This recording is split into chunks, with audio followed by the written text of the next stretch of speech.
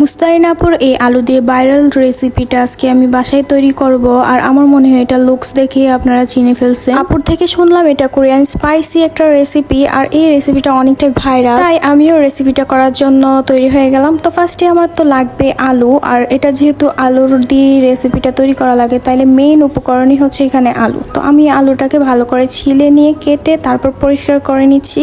তারপর একটা পাত্রের মধ্যে দিয়ে পরিমাণ মতো পানি দিয়ে লবণ দিয়ে এটাকে আমি সিদ্ধ বসিয়ে দিব। আমি জানি না রেসিপিটা কতটা পারফেক্ট হবে, বাট আমি আমার বেস্ট ট্রাই করব, তাও দেখা যাক কেমন হয়। তো আলুগুলাকে আমি একদম পারফেক্ট ভাবে সিদ্ধ করে নিয়েছি। এখন এটাকে ঠান্ডা করে তারপর এমন একটা দিয়ে এটাকে খুব ভালোভাবে মিহি করে নিব। এটাকে কি যেন বলে।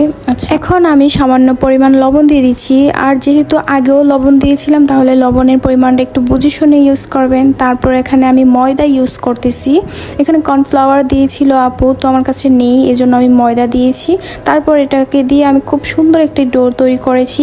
আপুকে দেখলাম এখানে পানি ইউজ করছে, বাট আমার কেন যেন পানিও লাগছে না। হাতে অল্প কিছুটা তেল দিয়ে মেখে নিচ্ছি যাতে করে এই ডোটা আর আমার হাতে না লেগে যায়। তারপর অল্প কিছুটা নিয়ে এখানে আমি একটা বলের মতো শেপ দিয়ে তারপর বোতলের যে মুখের সাইডটা ওইটা দিয়ে চাপ দিয়ে দিয়েছি। আর আপুর থেকে শুনলাম এটা নাকি মাশরুমের মতো একটা শেপ হয়, আর এই আকৃতিটা কিন্তু এমনিতেও মাশরুমের মতোই হয়। আর এটা বানানো খুবই ইজি, আমার কাছে খুবই ভালো লাগছে। আর এগুলাকে দেখতেও অনেক সুন্দর, আর এগুলো এত নরম তুলতুলে যে আমি কি বলবো। তারপর আমি এগুলাকে ছাঁকনির মধ্যে উঠিয়ে নিয়ে সিদ্ধ পানির মধ্যে দিয়ে দিয়েছি। আমি পানিটা আগে সিদ্ধ করে নিয়েছি। এখানে আমি এটাকে 3 থেকে 4 মিনিট বয়েল করে নিব, এতে করে কি এটার যে কাঁচা ভাবটা ওইটা চলে যাবে। এই তো দেখেন এগুলা কতটা সুন্দর লাগতেছে। এখন আমি একটা মলের মধ্যে মানে এখানে কিছু আইস দিয়ে দিয়েছি। পানিটা একদমই বরফ পানি। তো এগুলার মধ্যে এখন এগুলা একে একে দিয়ে দিব, আর এইগুলা সেট হোক। আর অন্যদিকে আমি এখানে কিছু রসুন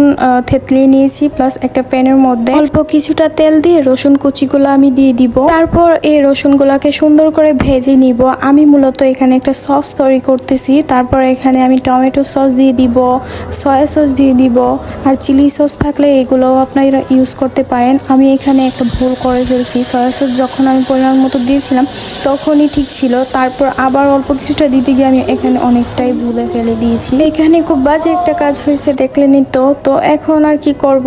তারপর এখানে আমি চিলি ফ্লেক্স দিয়ে দিয়েছি, আর এটাও আপনাদের উপর ডিপেন্ড করছে জালটা কেমন হবে ওইটা বুঝিয়ে দিবেন। তারপর এখানে আমি সাদা তিল ইউজ করতেছি, আর এই সাদা তিলের কারণে এই সসটাকে একটু দেখতে বেশি সুন্দর লাগে।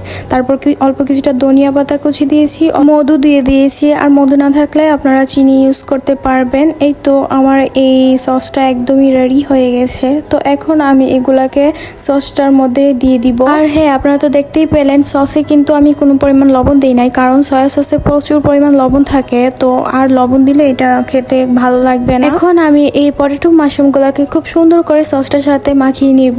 আর এই সসটা কিন্তু অনেকটাই স্পাইসি হয়েছে, কারণ এটা যেহেতু স্পাইসি একটা রেসিপি, সো আমি মরিচটা একটু বেশি করে দিয়েছিলাম। আর তাছাড়াও মরিচটার জন্য এটা খেতে একটু বেশি ভালো লাগে, এমনিতে ভালো লাগবে না।